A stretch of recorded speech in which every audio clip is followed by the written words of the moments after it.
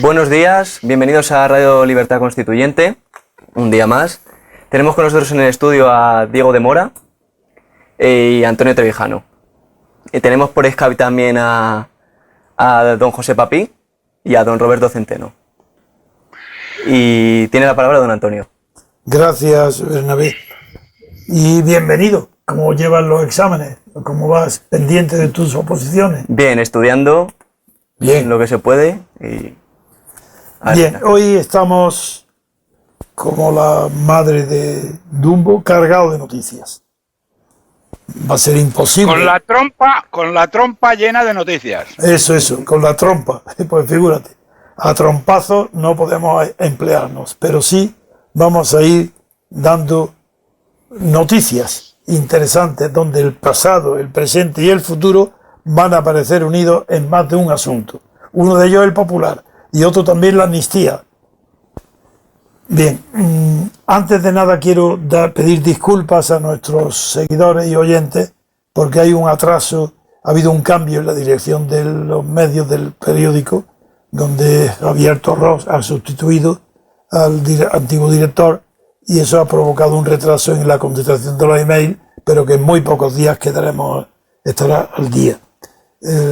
Y por otra parte, quiero dar las gracias de verdad efusivamente al comportamiento y la buena organización de nuestros queridos compañeros en el MCRC de Las Palmas, en Gran Canaria, donde han organizado maravillosamente la visita del diputado Alberto de Venezuela, Alberto Franceschi, y ha llevado una conferencia extraordinaria.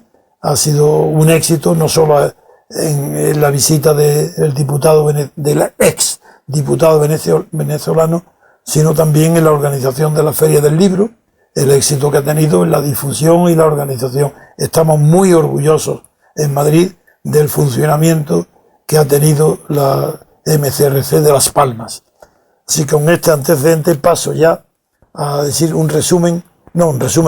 enumerar el orden del día para hoy, que yo por mi parte procuraré ser breve, pero las noticias son tan interesantes que va a ser difícil no emplear más tiempo del que estamos habituados.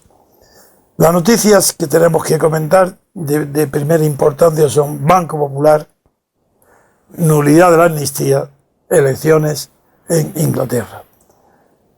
Esas tres noticias. Vamos a empezar con el Banco Popular por la importancia tan grande que implica para la independencia que ha tenido este banco en la transición española políticamente y luego en las consecuencias tan extraordinarias que puede tener la forma en que se han desarrollado los acontecimientos, que ni una mente jurídica experta puede decir de antemano las consecuencias que puede tener ante los tribunales el asunto de que haya sido vendida por €1 cuando en eso no participan los propietarios, que son los que tienen la facultad para disponer y vender sus acciones.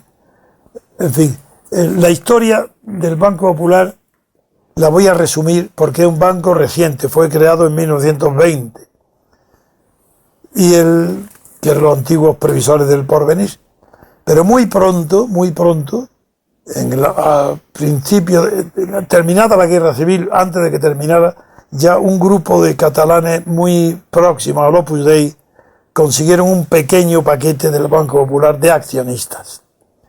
Y el hijo de un gran historiador, Luis Val Taberner, el hijo, era del Opus Dei y vino a Madrid con un sueldo de 3.000 pesetas destinado en el Consejo Superior de Investigaciones Científicas, como un empleado administrativo de poca categoría.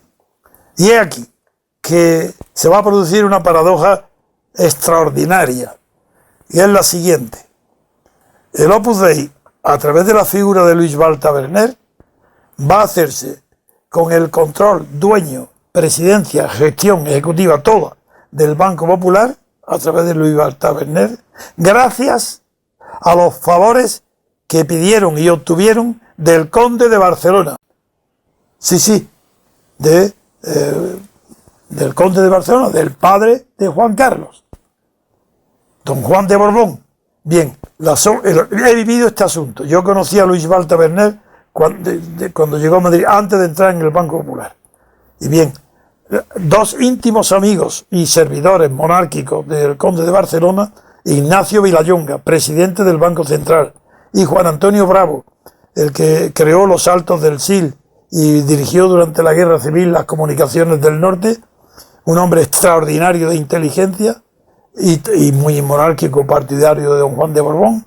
Esos dos hombres, a petición de don Juan de Borbón, que a quien a su vez a quien le había sido no presentado, pero sí recomendado que Luis Val Taberner se hiciera con el control del Banco Popular, pues esos dos grandes hombres de las finanzas y de la situación industrial después de Franco consiguieron que el conde de Barcelona consiguieron del conde de Barcelona nombrar, dar el paquete del Banco Central, del Banco Popular, ponerlo a disposición de Luis Val Taberner, que ya con eso se hizo vicepresidente del Popular. Pero ahí no termina. Todavía, es decir, que Luis Val Taberner debe su carrera hasta la presidencia del Popular a la influencia que tuvo en el Banco Central, en los hombres del Banco Central, Ignacio Villalonga y Juan Antonio Bravo y Díaz Cañedo. Fue gracias a don Juan de Borbón, conde de Barcelona, hizo la carrera bancaria de Luis Val Taberner, y el banco, bajo esta dirección del Opus Dei y de Luis Val Taberner, fue un banco muy ortodoxo.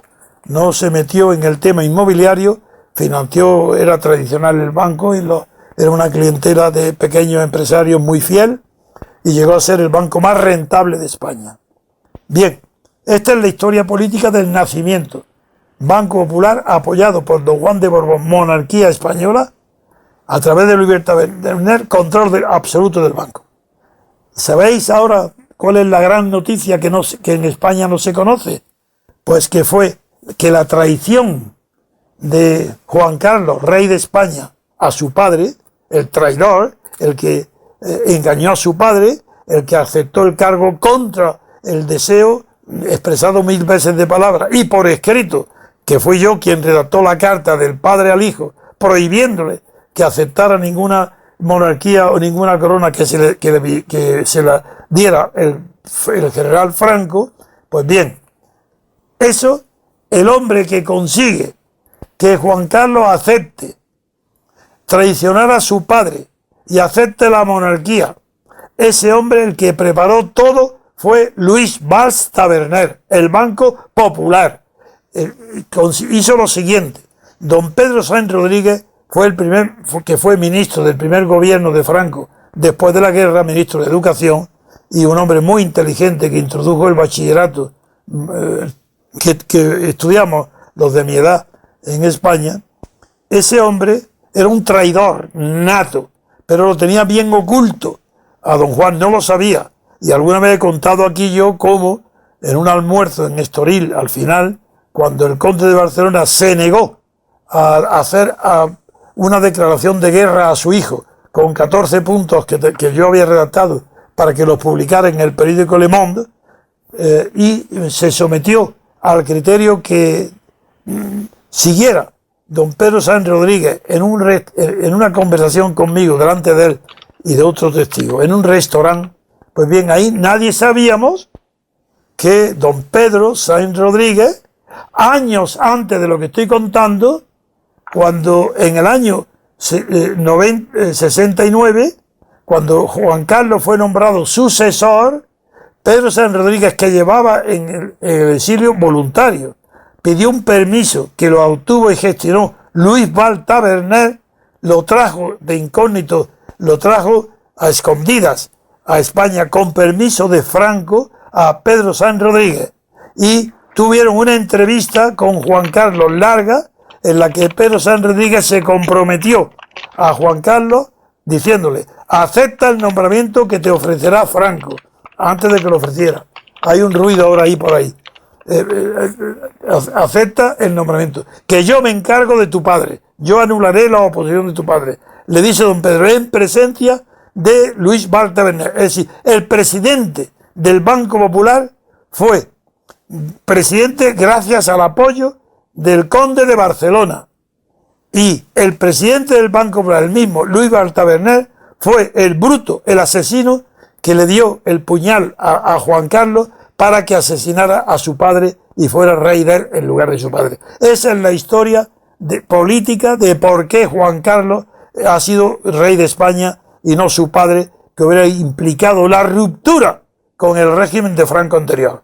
En cambio, con Juan Carlos se aseguró la continuidad del franquismo. Y eso lo garantizó Luis Valls-Taberner, con la ayuda de Pedro Sainz Rodríguez. Punto. Eso es lo que yo quería decir hoy para empezar la historia del Banco Popular. A ver, Roberto. Bien, me dejas estupefacto con tus conocimientos. Directo, vividos por mí. A este respecto. Antes, a micrófono cerrado, habías hablado también de alguna manera, aparte de esto, que claro, esto es absolutamente trascendente por lo que has dicho, pero la pregunta es, lo que es el régimen del 78, ¿se puede considerar a el Banco Popular o a Valls-Taberner como el muñidor de ese régimen catastrófico del 78? Sí, al principio sí. Luego los créditos concedidos por el Banco Popular a la corrupción de todos los políticos ha sido general. Yo conocí mucho a Luis Val-Taberner, venía con frecuencia a mi casa a verme y llegó a pedirme una vez, figuraros, qué cosa más difícil de entender. Una vez llegó a pedirme que yo lo propusiera como ministro de Hacienda, porque él estaba ya harto de haber nombrado ministro a todos sus compañeros del Opus Dei y él no era. Y me pide a mí, y digo, ¿pero cómo me pide a mí que yo lo haga? Y me dice, pues porque los informes que hay sobre ti en el Ministerio del Interior, tanto el ministro, que era Camilo Alonso Vega, como el director general de seguridad, que era el coronel, coronel que no tiene mucho trato. Blanco. Sí, Eduardo Blanco, sí. Eduardo Blanco dice, son tan extraordinarios que a ti te van a escuchar. Y entonces preparó una comida en mi casa. Tenía mi mujer fama de francesa, que sabe muy bien, y como lo sabían porque lo habían comentado, me pidió que dile a Francine, tu mujer, que prepare unas perdices a la cazadora, no sé qué, y yo llevo a Camilo y a su mujer, doña Ramona. Verás qué historia esta. Y lo acepté. ¿Ven? Entonces, en Cristo Rey, antes de venir aquí, se celebra la comida. Y cuando yo no conocía al ministro del Interior, a don Camilo, y cuando empieza a comer enseguida yo voy al grano. Pero en lugar de plantearle que nombre ministro de Hacienda a Luis Valls, yo tenía confianza para hablar lo que me diera la gana con Luis Valls y hacerlo o no hacerlo como me pedía. Entonces le dije a don Camilo, le dije, ¿cómo han cometido ustedes, el ejército, el tremendo error de haber consentido que Franco nombre sucesor? Si es un fracaso, ante la historia el que ha fracasado será Franco. Bueno, yo no voy a repetir. Lo convencí del error a Camilo y pidió, al segundo plato se levanta. Y mis amigos, les pido que continúen comiendo, que me esperen, me voy ahora mismo al parto, porque voy a ver si llego a tiempo de parar el nombramiento de Juan Carlos, que no lo haga.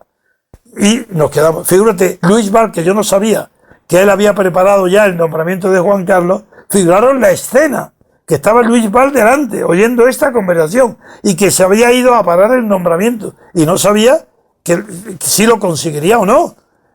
Bueno, pues una hora y media después llega, diciendo, hemos llegado tarde, ya está nombrado Juan Carlos. Eso fue a 1 de julio, y ya 15 días antes lo supimos, y a mí me dio tiempo a avisar a su padre, diciendo que ya estaba hecho el nombramiento. Pero figuraros la escena y los personajes, y yo en medio de ellos, en mi casa, comiendo con Luis Valls y Camilo. Camilo lo convenzo de que es un error nombrar a Franco a nadie, y Luis Valls era el que había preparado la traición para que fuera el rey de España, Juan Carlos, y él traicionaba al hombre que lo había hecho presidente del Popular, que era el conde de Barcelona. Eso, figuraros qué horror. Bien. Qué barbaridad. Sí, tremendo esto. Bueno, no sé si esto tiene mucho o poco que ver con el hundimiento ahora más reciente, que yo creo que tiene que ver con otras cosas, aunque me hablas de cómo ellos concedieron, lo habías denominado los créditos a la corrupción política de la transición. Completamente, completamente.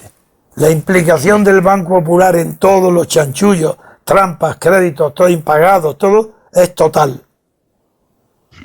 Pero Luis Val, hay que decir todo, tuvo la sensatez de no meterse como banquero en el tema inmobiliario. O sea, llegó a ser un banco rentable y bueno, pero no entró. Pero sin embargo financió todos los chanchullos de la transición.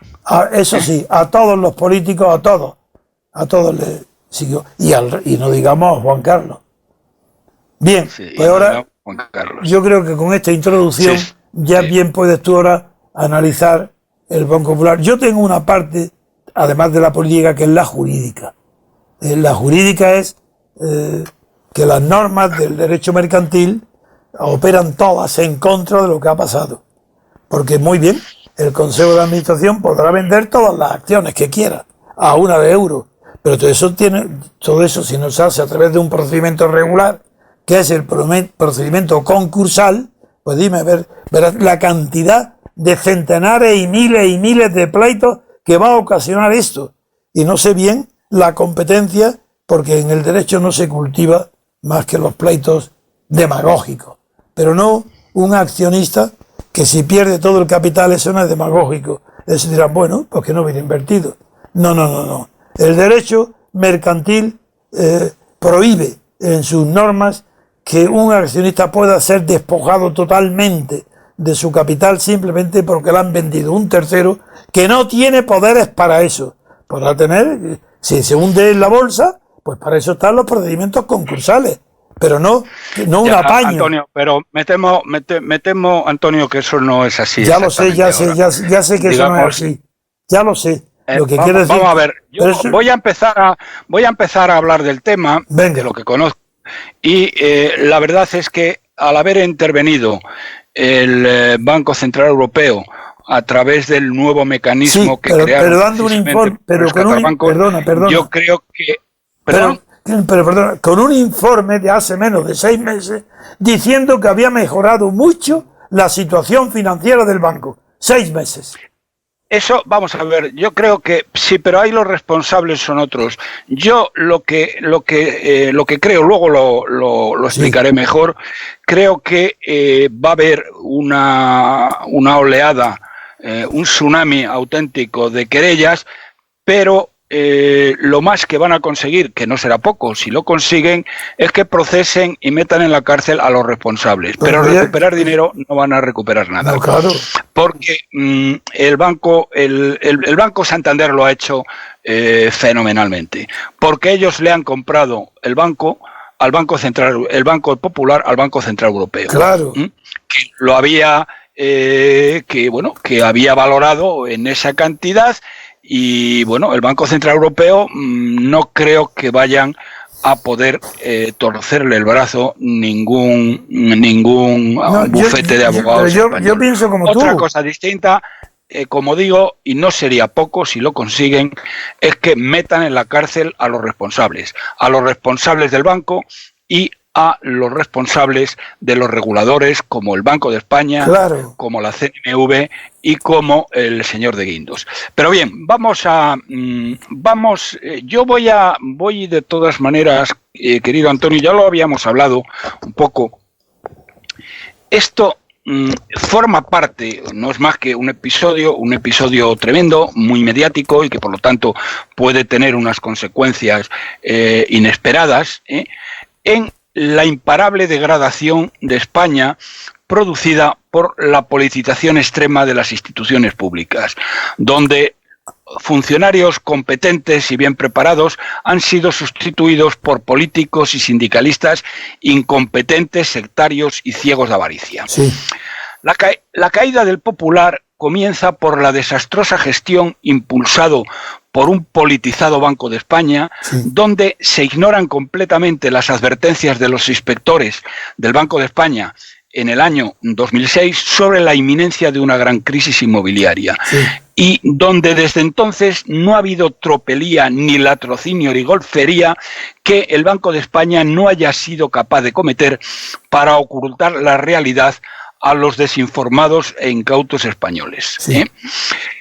La cúpula del Popular, como la de otros bancos y cajas, entraría en forma tan irresponsable como desproporcionada en la financiación de la actividad inmobiliaria, ignorando totalmente los riesgos y acudiendo, lo que todavía es más grave, a una financiación masiva externa a corto plazo para prestar a largo plazo, algo que es sencillamente de locos. Bien, el culpable de esta acción, de estas acciones, fue el presidente nombrado precisamente por el Opus Dei, por la sindicatura del Banco Popular, que es el Opus Dei, que se llama Ángel Ron. Este personaje siniestro recibió una indemnización de 19 millones de euros, que entiendo que alguien debe obligar a que la devuelva. Sí, pero al final fueron 26 millones. Al final, porque tuvo varios conceptos. Por diversos conceptos. 26. Sí, 26. Yo tengo la cifra de 19, pero bueno, digamos, estamos en una cifra de orden. No son 2.000. Bien, y bueno, y la que recibiera, que eso no sé cuánto fue, el equipo de insensatos, que de momento se han ido de rositas. Como se han ido de rositas todos los golfos y delincuentes que partidos políticos y sindicatos pusieron al frente de las cajas de ahorro en sustitución de los honrados profesionales que las habían gestionado durante más de 170 años y que las llevaron a la ruina. En noviembre del año pasado, el Banco de Santander valoraba el Popular en 7.000 millones de euros y en 6.500 millones de euros el BBVA. Y nada ha ocurrido desde entonces, no ha habido ninguna crisis para empeorar la situación. Sin embargo, hace unas semanas, por razones que alguien tendrá que aclarar, empiezan a retirarse depósitos y accionistas de referencia como BlackRock, que es un fondo internacional que participa en numerosas compañías del mundo mundial, liquidaron todas sus posiciones. ¿Y el grupo mexicano, el mexicano, se retiró entonces o no? Sí. Sí, bueno, no, lo del mexicano fue peor todavía, porque este pájaro estaba en el Consejo y no solamente vendió sus acciones, que las vendió, sino que además empezó a especular a la baja, es decir, empezó a abrir posiciones cortas en el Popular, que como se llaman técnicamente, pensando es decir, vendiendo unas acciones que no tenía, para recomprarlas después porque pensaba que después se iba a recomprar mucho más bajas. Eso es.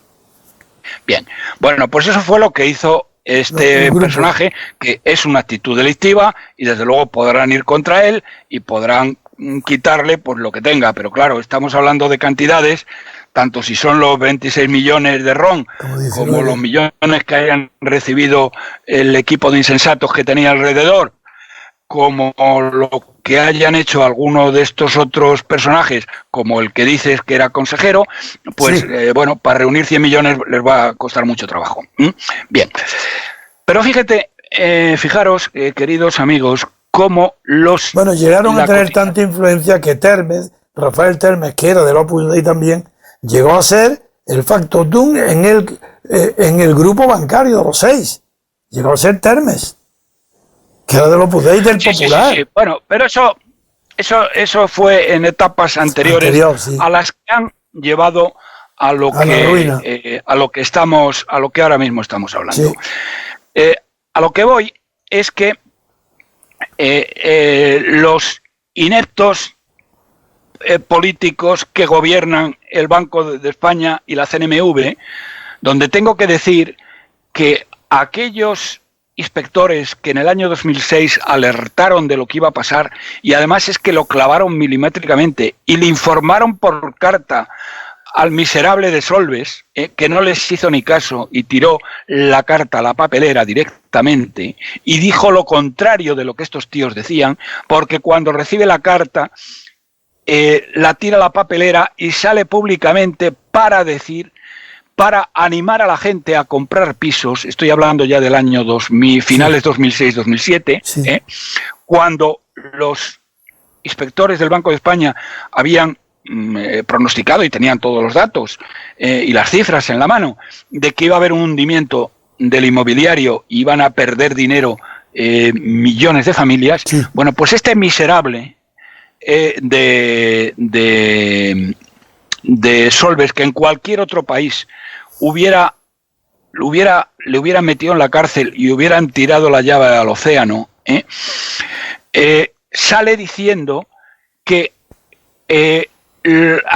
sale animando a los españoles a comprar viviendas porque dice el muy miserable que cuanto más se endeuden para comprar casas, más ricos serán, porque los pisos, como todo el mundo sabe, suben, nunca pueden bajar de precio, dijo este canalla. ¿Qué te parece? Sí, sí. Bueno, y anda suelto por ahí, no solamente anda suelto, sino que se ha forrado con el tema de Endesa y con el tema de los italianos. Pero bien, claro, a lo que voy. Después de que hace un mes aproximadamente empiezan a retirarse depósitos y los accionistas de referencia liquidan sus posiciones y los más, digamos, delincuentes como este mexicano empiezan a especular a la baja. con la caída, con la baja, ni el Banco de España ni la CNMV hacen absolutamente nada. ¿Por qué la CNMV no prohibió hace unas semanas las posiciones cortas? Desde luego. O que al inicio de la retirada de fondos masivos no suspendió la cotización. ¿Por qué Méndez de Vigo, un cretino integral que es portavoz del gobierno, es capaz de afirmar el pasado día 2 que todo va fenomenal en el Popular? Sí. Verdaderamente el tema, es más de lo mismo. Pues esto no es más que incompetencia elevada a infinito, dejación de todo en manos de una casta política parasitaria que ha colocado a dedo a legiones de ineptos en sustitución de los profesionales, y el resultado, querido Antonio, queridos amigos, es una profecía autocumplida. Sí. El banco entra en situación de iliquidez no por estar mal, sino porque alguien ha provocado el pánico sin que los reguladores hayan movido un dedo para evitarlo. Bien. El banco quiebra ante esta iliquidez y 300.000 accionistas y bonistas han perdido todo. Y lo que es peor todavía, porque esto es un drama ya inimaginable, el 90% de los empleados, que probablemente serán despedidos, aparte de perder su puesto de trabajo, van a perder sus ahorros porque el banco les obligó a invertir sus ahorros en acciones del mismo. Es conocido, sí. Bien. La Pero el Santander son palabras. Aseguró en la televisión la hija de Botín, aseguró que no corría peligro ninguno los puestos de trabajo, que van a conservar las mismas oficinas y los mismos empleados.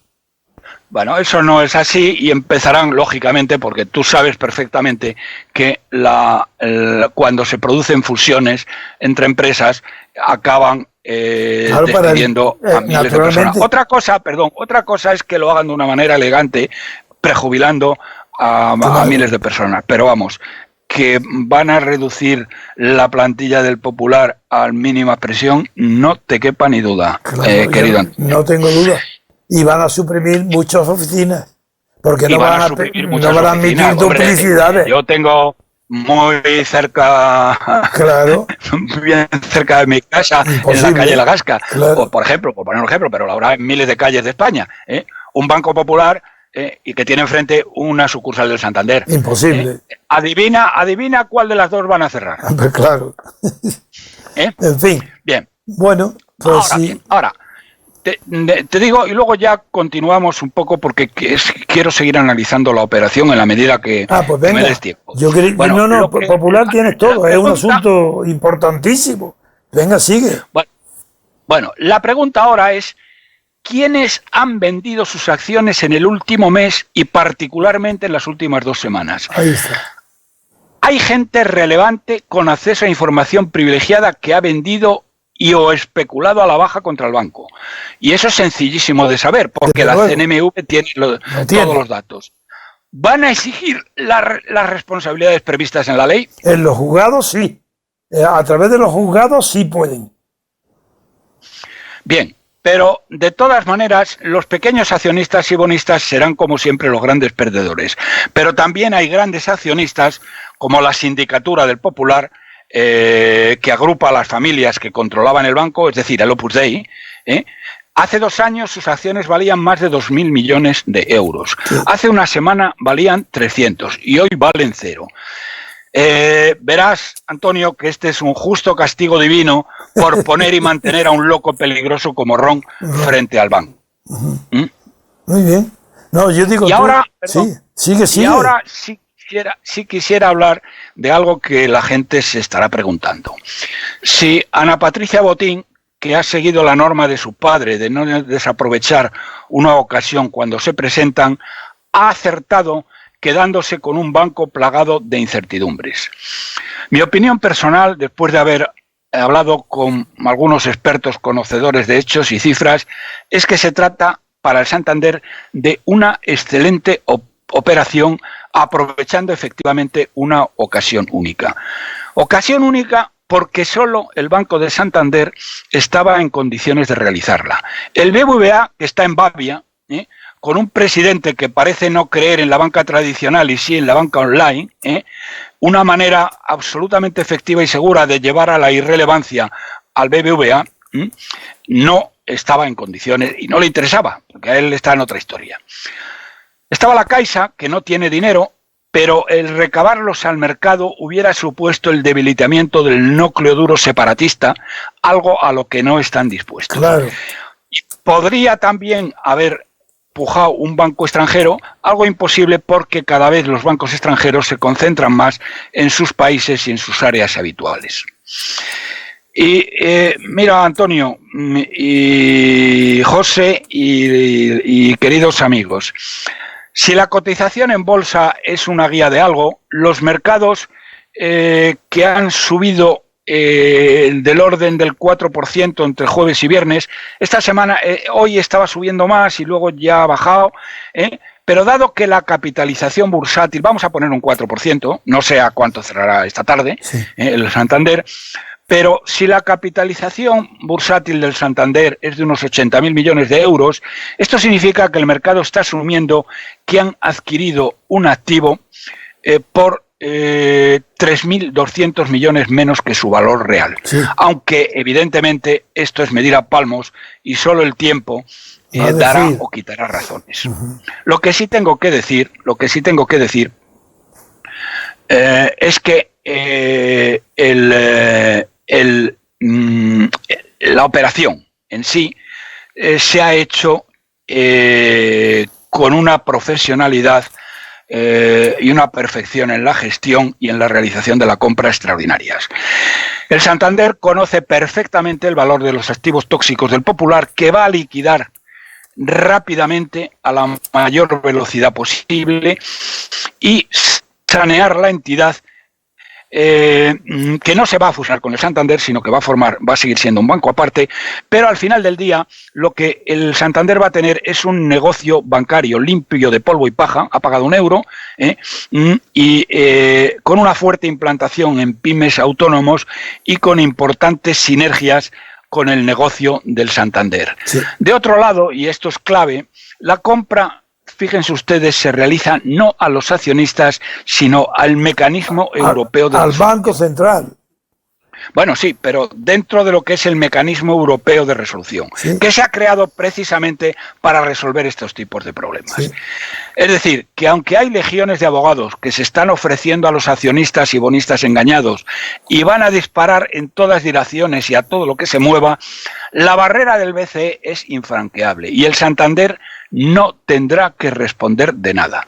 Y luego hay una cosa que no debemos olvidar, es que el Santander es uno de los 28 bancos sistémicos too big to fail, es decir, que su caída no solo afectaría al país de origen, sino a todo el sistema financiero mundial, porque jamás de los jamases le van a dejar caer el Banco Central Europeo. Sí. Así que el Banco de Santander puede, y los que tengan su dinero en él, pueden estar tranquilos, subirá más, subirá menos, pero que de todas maneras es un banco que no va a caer porque es un banco sistémico. No les ocurre así a los pequeños bancos como Liberbank, que es lo que de toda una serie de antiguas cajas que metieron ahí después que sus miserables gestores las desplumaran, el cual se ha desplomado en bolsa por el temor suscitado ante la ruina de los accionistas del Popular. Y con los organismos reguladores en manos de ineptos puede ocurrir cualquier cosa. Sí, puede. Y termino en esto. Quienes sí tendrán que responder son el señor Ron y sus cuates, cuya incompetencia y avaricia ciega ha llevado al banco al desastre. Tendrán que responder el Banco de España y la CNMV, que en las semanas finales no es que miraran para otro lado mientras la acción se desplomaba y la gente retiraba aterrada sus depósitos, es que mintieron conscientemente sobre la situación real, como mienten conscientemente, como les venimos acusando desde aquí, sobre el PIB, sobre el crecimiento y sobre la deuda total. Los litigantes, desde luego, no van a recuperar el dinero, pero pueden conseguir meter en la cárcel a los responsables de la ruina de estos 300.000 accionistas, lo que verdaderamente, si lo consiguen, meter en la cárcel a la gente del Banco de España, de la CNMV, a Ron y sus cuates, y por supuesto a De Guindos, cuyos análisis de la realidad económica resultan patéticos. Recuerden que este miserable afirmó que el rescate bancario no costaría un euro a los españoles y de momento ya nos llevan costados más de 60.000 millones y no hemos terminado. Y este tío no ha respondido de nada. Es decir, que si los litigantes, aunque no recuperen el dinero, meten en la cárcel a esta gente, habrán hecho un impagable servicio a España. Y desde luego yo estaría dispuesto cuando quieras ir a tu casa y brindar con champán. Pues venga, ahora vamos a pasar unos minutos musicales y pasamos a otro asunto escandaloso que es el de la amnistía fiscal de Montoro. Y luego finalmente con Papi, bueno, ahora también puede intervenir lo de la amnistía, pero luego con Papi vamos a analizar lo más correctamente posible las elecciones inglesas. Así que hasta ahora mismo. Bien, queridos amigos, enseguida volvemos. Democracia es separación de los poderes en elecciones separadas. Elegir a personas, no a partidos del Estado. La democracia es la libertad para elegir a los candidatos. La democracia es una forma de gobierno, no es algo gradual. España no es una democracia. Porque la libertad no se otorga, se conquista. Porque la libertad exige ver más allá de la propaganda y de la mentira. Para que tengamos libertad política colectiva, no les votes. Porque la libertad viene en nuestra busca.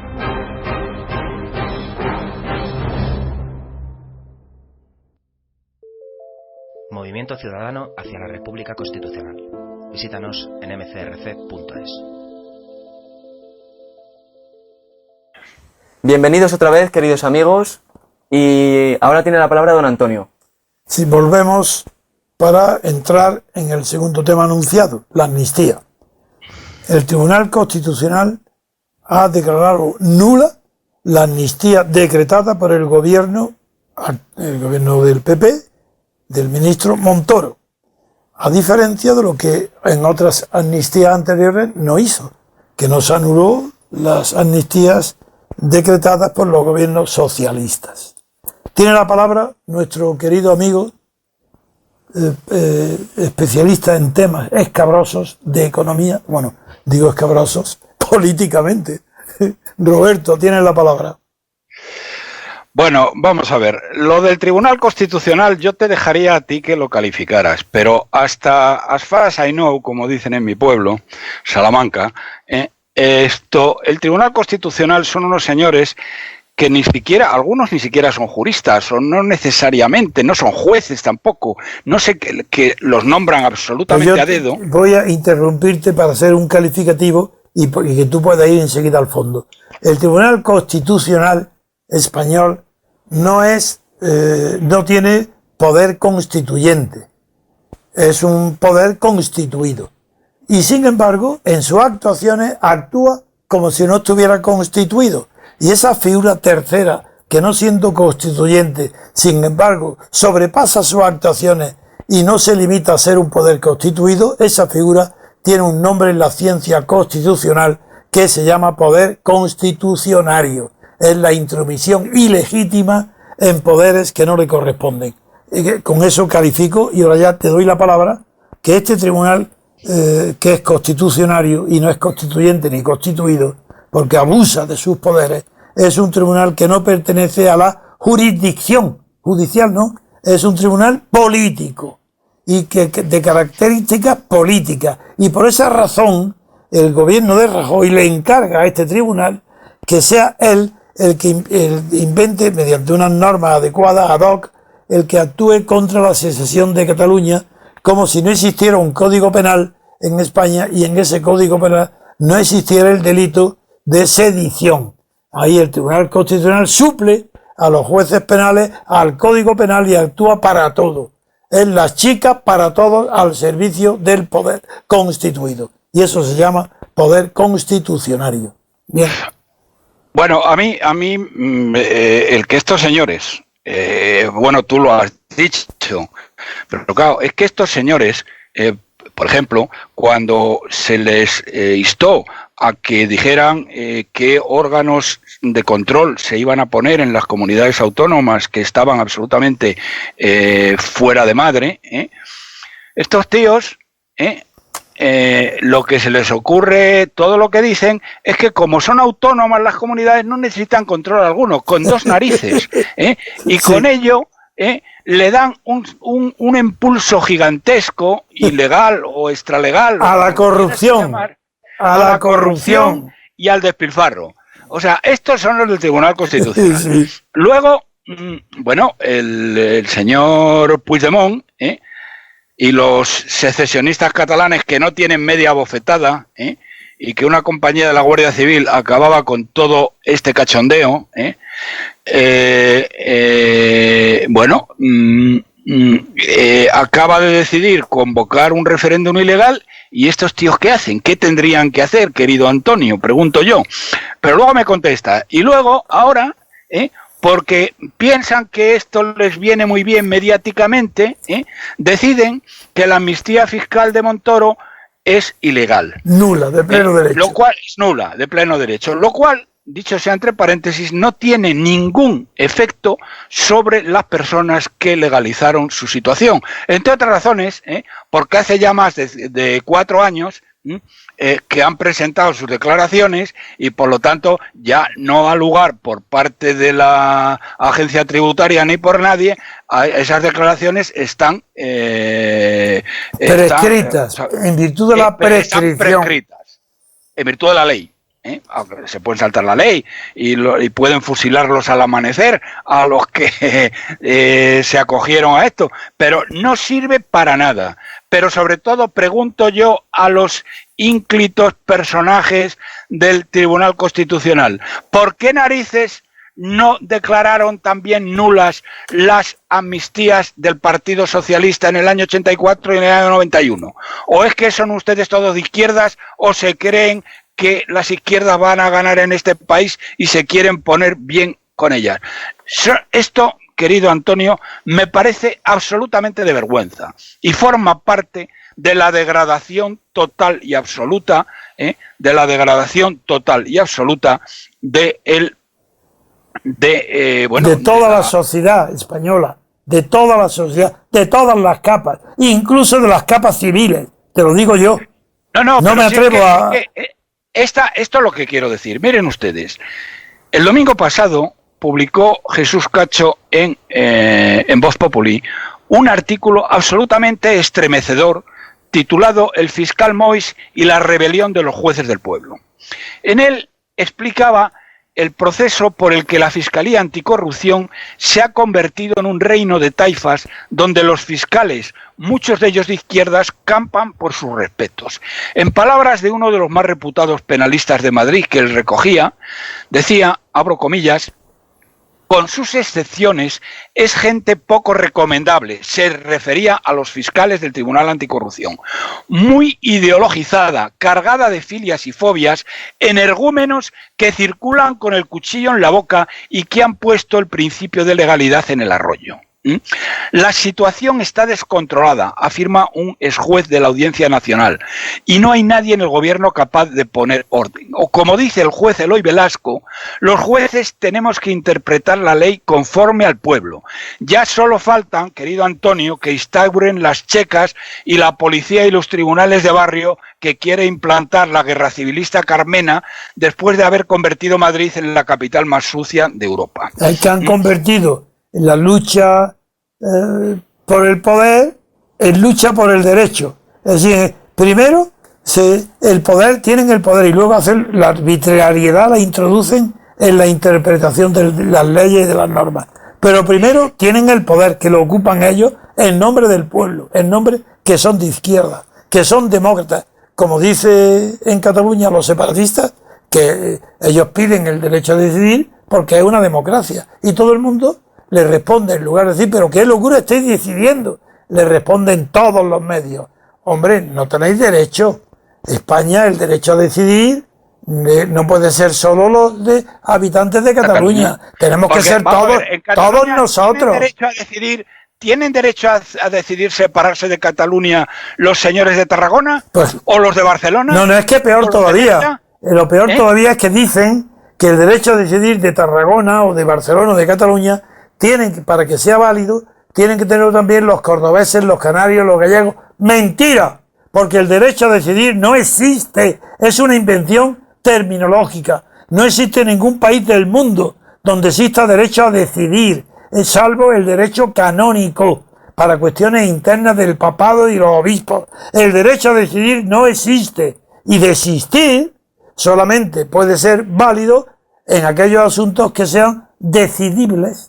Donde no hay algo decidible, ¿cómo va a haber derecho a decidir? ¿Es decidible la existencia de Dios? Venga, convoquemos un referéndum y todos los españoles participamos en él y vemos si Dios existe o no existe. Y ese es derecho a decidir porque España es una democracia. Y tiene que decidir si Dios existe o no. Porque, ¿cómo no? Es una democracia. ¿Cómo vamos a creer algo que el pueblo no lo refrende? Esa es la locura. La imbecilidad, la ignorancia total. Es increíble. Pero fíjate, querido Antonio, querido Pepe y queridos amigos, se trata de un proceso muy parecido al registrado en las cúpulas policiales de la mano de Zapatero, donde colocó a sus amigos y correligionarios. Y que el cobarde patológico de Rajoy, este miserable que tenemos de presidente de gobierno, a pesar de tener durante 4 años todo el poder para hacer lo que le diera la gana, no lo revirtió. Y ahora van a ir a por él y se merecerá lo que le pase. Pero fíjate que esto, que en alguna manera es más grave para todos los españoles. Los sindicatos pretenden que la agencia tributaria contrate a 5.000 comisarios políticos con pruebas a medidas o sin prueba alguna, con carnet de izquierdas. Y que entrarán también, como decía este es juez de la Audiencia Nacional, con el cuchillo en la boca. O lo que ha ocurrido, querido Antonio, en la enseñanza pública, donde el carnet de izquierdas es más importante que el conocimiento. Y te puedes creer, porque es un tema que conozco bien, porque lo vivo, el 80% de los profesores de la enseñanza superior pública carece de competencia para explicar las materias a su cargo. O en la sanidad, cuya desastrosa gestión casi ha doblado el coste. Y nadie cumple con su obligación. Pero vendrán las elecciones, está fuera de control. Pero vendrán las elecciones y la gente imbécil votará. Votará. Sí, porque decía un importante magistrado del Supremo que cita a Jesús Cacho, dice: alguien tiene que poner freno a esto, pero nadie va a hacerlo, porque tenemos lo que merecemos, es lo que los españoles han votado, y si tienen esto, que no se quejen. Desde luego, el que vote que no se queje, desde luego. Muy bien, pues ¿quieres seguir o pasamos al tercer asunto? Pasamos al tercer tema. De acuerdo, pues venga, un descanso y pasamos al tercer tema y damos paso a Papi, que son las elecciones en el Reino Unido. que acaban de celebrarse ayer y ya tenemos los resultados. Así que un minuto musical y enseguida Papi tiene la palabra. Enseguida volvemos.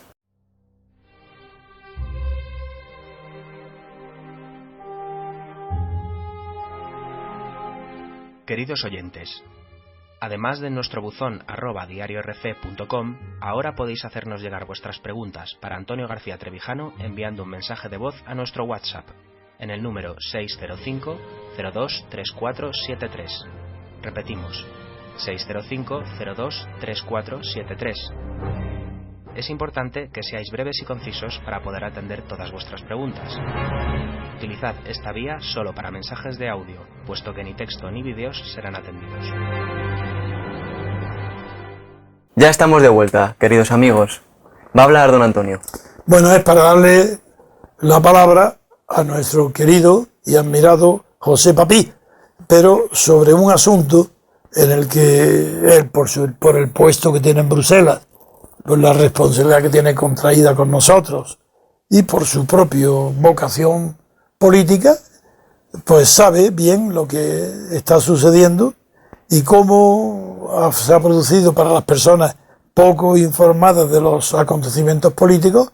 Tiene que explicar ahora a Papi por qué, siendo el Brexit un éxito tan grande y ha sido anunciado que la salida del Brexit le llaman duro, cuando era nada más que las condiciones, los derechos adquiridos por el Reino Unido serían defendidos con hasta el último céntimo euro.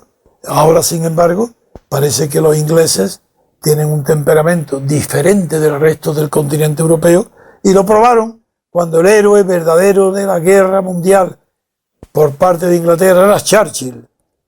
Y sin embargo, se celebran unas elecciones terminada la guerra y los ingleses eligen a Attlee, al Partido Laborista. A ver, Papi, si no te recuerda esto algo, el clima que hoy hay de ascenso inesperado del Partido Laborista y las razones que para ti explican este ascenso y la disminución de los apoyos con relación al Brexit, pero no con relación a Cameron, que ha tenido Theresa May. Adelante, Papi. Sí, la verdad es que ha sido un resultado sorpresa, don Antonio, un resultado sorpresa porque yo cambiaría los titulares, ¿no?, que están apareciendo ahora mismo en los periódicos, donde dicen que el pueblo inglés dice que no a un Brexit duro, o gran batacazo de la señora May que le sale el tiro por la culata. No. Y yo el titular lo cambiaría a decir que, bueno, primero, y aunque sea a título de broma, las casas de encuestas han acertado esta vez. Sí. Porque este milagro que se había producido en las encuestas, el recorte de la distancia de 20 puntos que le llevaban los Tories al Partido Conservador, al Partido Laborista, hace un mes, pues ese recorte se ha producido efectivamente y el Partido Conservador ha ganado nada más que por 2,5 puntos. Mi primer titular sería: las casas de encuestas, pues bueno, ganan, ¿no? Un segundo titular que yo diría es que ahora, si ya hablamos de los actores políticos, de los protagonistas de esta película, que es que todos han perdido. Es decir, a la señora May ha perdido la mayoría absoluta en el Parlamento, el señor Corbyn, aliándose con todos los partidos que quiera, tampoco, y a pesar de la subida del Partido Laborista, tampoco puede crear una coalición anticonservadora. ¿No ha ganado? Entonces no ha ganado, evidentemente. La abstención ha sido grande, de un 31%. Eso es importante, eso sí. Ese dato sí que me interesa mucho. Analizar. La abstención ha sido muy grande, de prácticamente un tercio de los votantes. Sí, eso es importante. Sí. Y bueno, quizá antes de ofrecer mi valoración, don Antonio, podría ofrecer a los oyentes los números, ¿no? Sí, resultados. Los resultados para tenernos delante, ¿no? Sí. Hay 650 diputados en el Parlamento británico. Sí. Con lo cual la mayoría está en la mitad más 1, 326. Sí. Bueno, en estos momentos queda nada más por asignar un diputado al distrito de Kensington, un distrito de clase alta en el centro de Londres, Sí. que por lo visto han recontado 3 veces, pero sigue habiendo dudas. Uh-huh. Y el resultado es el siguiente: los Tories sacan 318 Sí. diputados, Sí. bajan 12, los laboristas sacan 261, ganan 31, Los liberales demócratas sacan 12 y mejoran en 3 el número que tenían. El partido escocés se ha pegado un batacazo monumental y baja de 54 a 35, es decir, pierde 19. ¿Era esperado esto o es sorpresa? Eso es una sorpresa. Y es una sorpresa además porque quienes le han recuperado el terreno no han sido los laboristas, que es lo que ocurre tradicionalmente en Escocia, sino que han sido los conservadores. Claro. Y los conservadores han ganado muchas plazas en Escocia y la verdad es que este es un resultado que yo no conocía que hubiera pasado desde hace muchísimos años. Por eso te he preguntado, porque este era muy significativo. Sí lo es. Sí lo es. Y bueno, y en este sentido también nos confirma que los nacionalistas escoceses también pierden en las elecciones. Sí. Porque ellos y ganan los unionistas. Sí, y los unionistas que han sacado 10 diputados y que ganan 2 con relación a las últimas elecciones, que estos son, en el fondo, un brazo del Partido Conservador en el Ulster, en Irlanda del Norte. Así es. Hay algunos medios que he estado leyendo hace unos minutos que dicen que in extremis se unirán los unionistas con los conservadores. No, de in extremis nada. Nada, es lo normal. Es decir, los unionistas han estado invitados a las cumbres del Partido Conservador desde hace mucho tiempo. Siempre.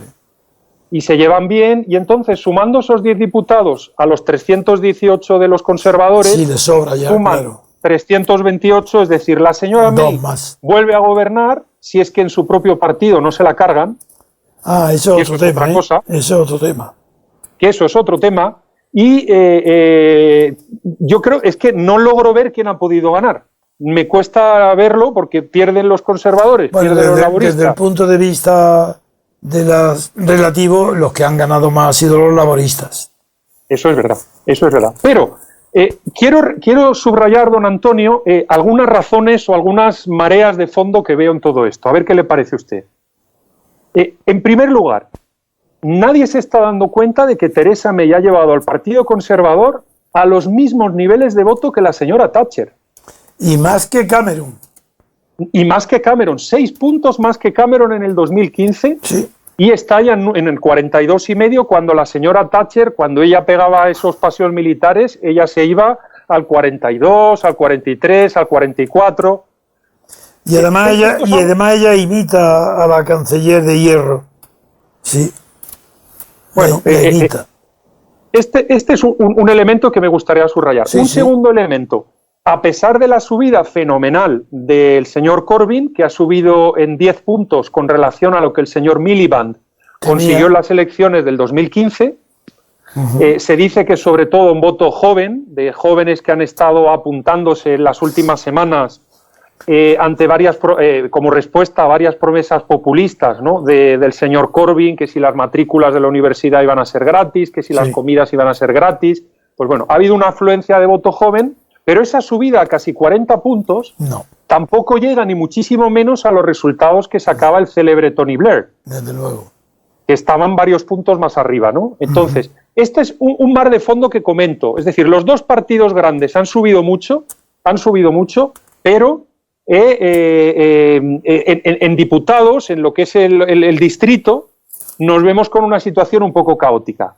Un segundo fenómeno de fondo que me gustaría subrayar. El Partido de la Independencia, el UKIP, se ha muerto. Sí. Bueno, pero eso se esperaba, al menos yo lo esperaba, ¿eh? Sí. Eso no me ha extrañado nada. Ha bajado a menos del 2% del voto. En primer lugar, porque nació para morir. Nació para eso. Si obtenía éxito, moría. Claro. Nació para conseguir el Brexit. Eso es. Y al final, el Partido Conservador ha asumido su agenda, con lo cual, pues, tenía que morir. Bueno, sí, eso este es normal. Es un segundo fenómeno de fondo que quisiera comentar. Me voy a guardar el más importante para el final, que sería el cuarto. Tercer fenómeno de fondo, que es muy importante destacarlo. Y es que Theresa May es una persona que se percibe como una buena administradora por la opinión pública, una persona a la que se le puede dejar el dinero, que puede llevar bien los ministerios. ¿Sí? Esto es. Y sin embargo, como líder en campaña, es muy floja. Es muy floja. Ella no se ha preparado bien. Corbyn, por contra, que es un populista que habla muy bien en público. Es muy frecuente en los temperamentos y caracteres personales en la sociedad. Es muy frecuente ese fenómeno de una persona que sea muy ordenada para dominar el terreno conocido y muy inexperta para explorar o conquistar nuevos terrenos.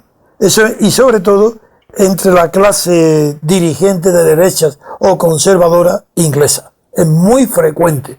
Es decir, sería innumerable el número de grandes dirigentes del conservadores Tories que tenían esos caracteres que tú has definido o has visto en Theresa May. Me acuerdo del célebre John Major, que sustituyó a Margaret Thatcher. Más buena persona que ese no había ninguno. Y honesto a carta cabal. Pero para administrar lo desconocido, lo nuevo, conquistarlo, imposible. Por ejemplo, los analistas electorales les ha sorprendido mucho que el equipo de Theresa May, el equipo de campaña, fuera muy pequeño. Era un equipo muy pequeño, lo cual es una muestra de inexperiencia. Sí. Y de falta de ambición conquistadora. Y en cambio, exceso de escrúpulo en conservar lo que se tiene. Eso es que de verdad es un carácter muy frecuente en las grandes figuras Tory de Inglaterra.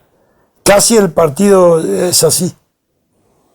Sí, y fíjese otra cosa, por ejemplo, otro fallo para mí tremendo que he leído en prensa británica y que me ha llamado la atención, que no elaboraron un programa detallado para cada región, para cada distrito.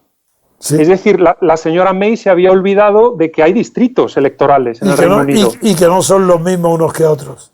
Eso es, y que cada votante lo que quiere escuchar es si le van a arreglar el hospital, si le van a mejorar...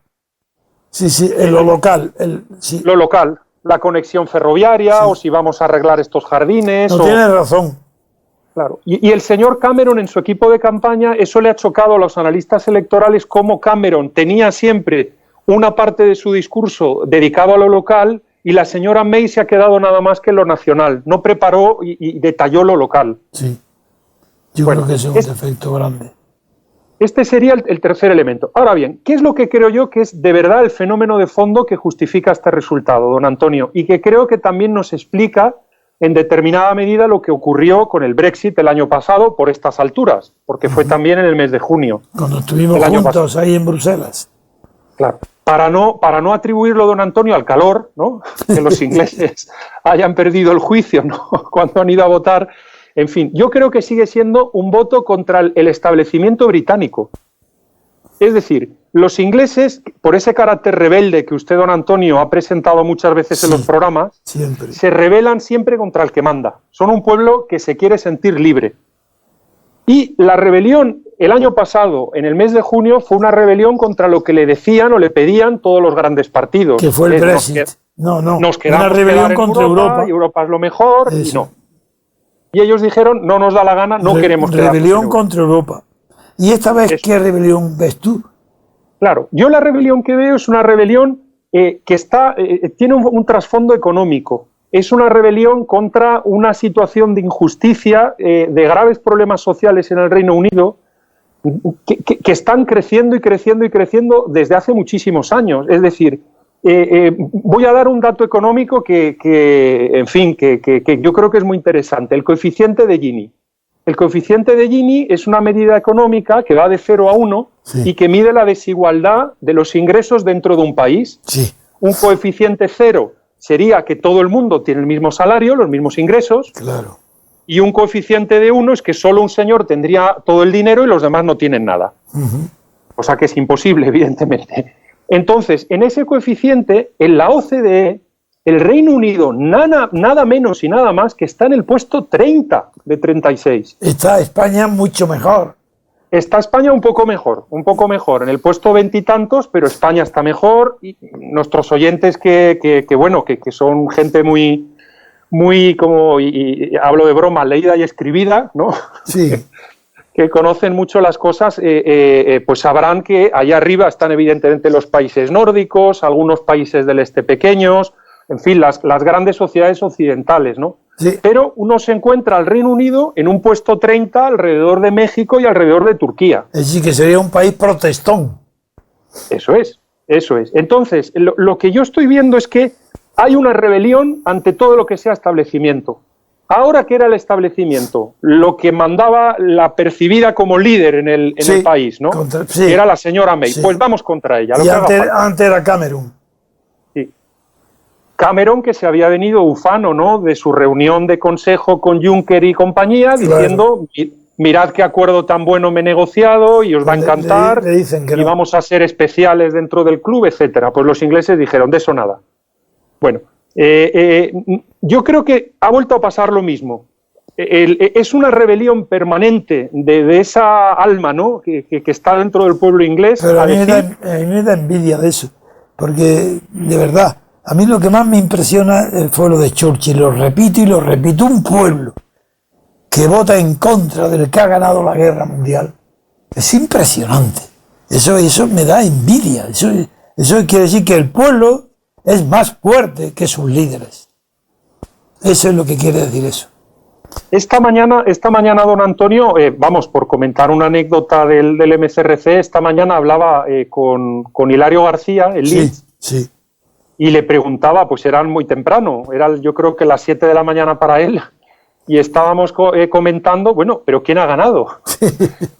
Porque no ha ganado nadie, ¿no? ¿Y tú qué crees? ¿Y tú qué opinas? Y él lo que me decía es, el pueblo inglés sigue conservando su dignidad.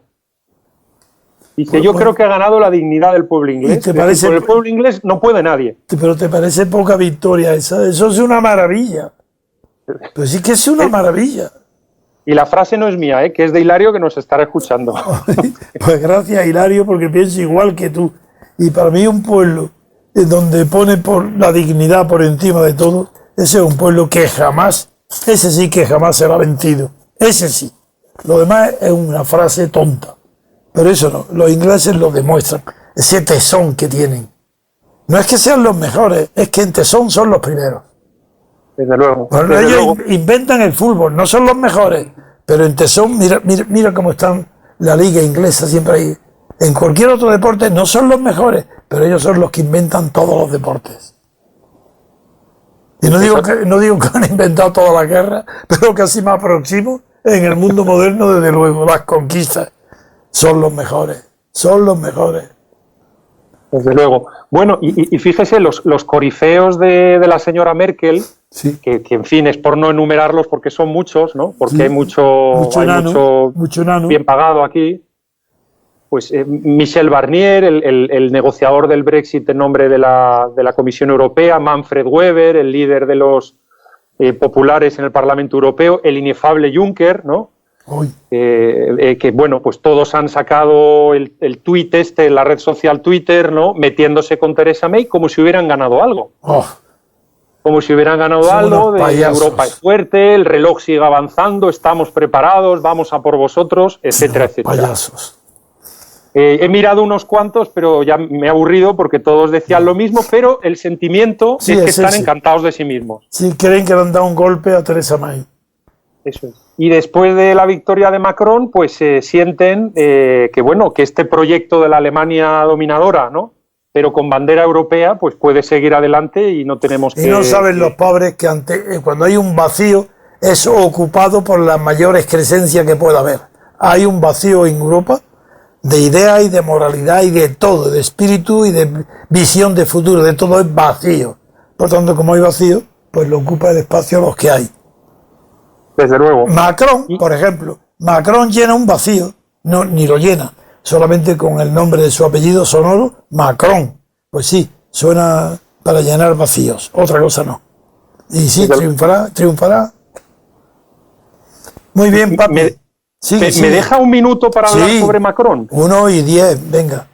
Nada, muy rápidamente. Es simplemente subrayar que este domingo tenemos la primera vuelta de las legislativas francesas. Sí.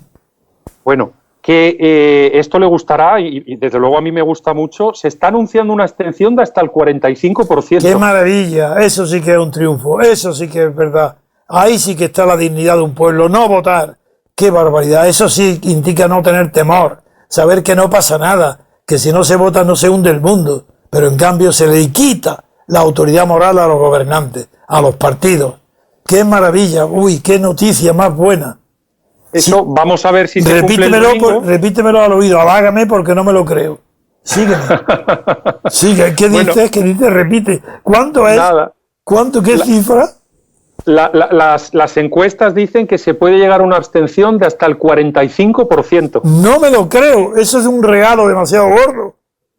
Qué fantástico. Qué... Últimamente, don Antonio, las casas de encuestas están acertando. A ver si es verdad. A ver si es verdad. Perdón, sigue. Nada, bueno, pues, ¿qué dicen los sondeos? Pues los sondeos dicen que este partido de aluvión que ha creado el señor Macron en marcha se alzaría con la victoria en la primera vuelta. Tiene un 31% de intención de voto. Uh-huh.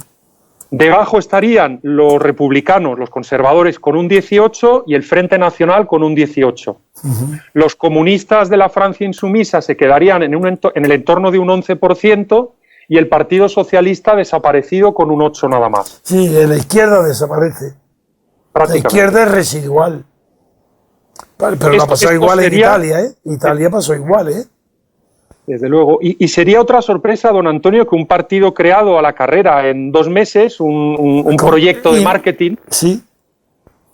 Bueno, pues se alzara con la mayoría absoluta. Pero la única explicación es el vacío existente, que no hay nadie, y lo que crean los medios dominantes, los medios hegemónicos en la sociedad civil, la banca, la industria, el capital, que es a lo que representa Macron, pues ocupan el espacio que siempre tendrán. Para ocupar un espacio de la mitad de los votantes, se lo tienen siempre. No digo él, Macron, digo un sistema. Sí, pero don Antonio, estas encuestas se han hecho antes del primer escándalo de la era Macron, que ya tenemos un escándalo. ¿Cuál es? Pues no está mal. El secretario general del partido, del nuevo partido, y actual ministro de Cohesión Territorial, es decir, uno de los colaboradores más cercanos del señor Macron, que se llama Ferrand, sí. Bueno, pues a este señor le han pillado en lo mismo que el señor Fillon. Exactamente, el nepotismo. Nepotismo.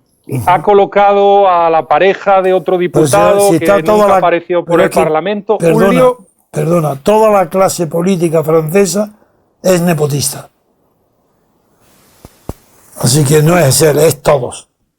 Ha habido también un lío con un alquiler en su empresa, en fin, le han pillado con un follón muy similar al del señor Fillon y no hay ahora mismo encuestas que reflejen este golpe. No. Y los analistas están diciendo que probablemente, viendo cómo viene de fuerte la abstención, que probablemente el desencanto, si hay desencanto con En Marcha, se acabará yendo a la abstención. Hombre, ojalá. En fin. En eso estamos. El domingo sabremos más. De acuerdo. Pues estupendo, hemos tenido un buen programa y llevamos 1 hora y 10 minutos reales, papi, así que hasta muy pronto. Si hay, decía Roberto que quería hablar contigo de los asuntos que llevamos en común, pero eso es para tratarlo privadamente, ¿no? Antes, supongo yo. Sí, lo hablaremos luego. De acuerdo, pues muy bien, entonces gracias por tus informes pertinentes. Y hasta la próxima vez. Un abrazo a todos. Muchas gracias. Adiós. Adiós, queridos amigos.